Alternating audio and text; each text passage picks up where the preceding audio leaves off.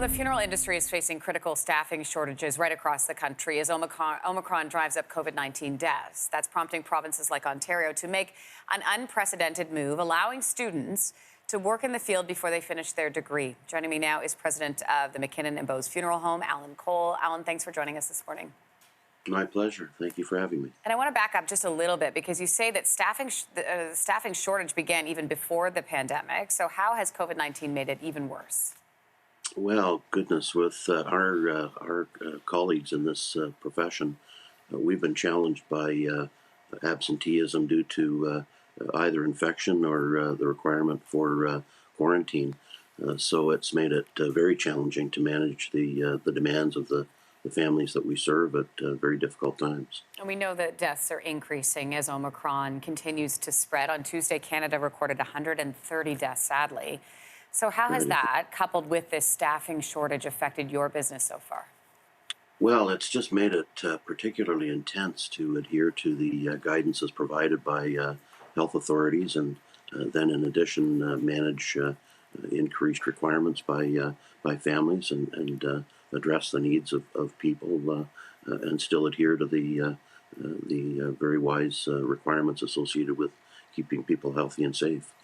So I want to talk about this move by Ontario, allowing students who have not yet finished their degree to work in the field. What is your response or reaction to that decision? Well, I'm very grateful for any initiatives that are put forward that help us to manage the staffing requirements. Of course, I've heard from many professions that the challenges of staffing are the primary issue as we go through this pandemic. So I appreciate very much the fact that our regulator for our profession has decided it a good idea to allow students to initiate their work activities earlier than they might otherwise have been able to. Anything that could happen that can provide for assistance is very much appreciated. Even the initiatives that we've seen in other industries in which they allow retirees step back in and jump in to provide assistance. We're trying really anything that might work to address the needs of the client families that we serve. Yeah, we've certainly seen that in teaching with nurses as well, healthcare workers. And part of your staff's work specifically involves going into high-risk areas like long-term care homes or hospitals to collect the bodies of people who have died from COVID.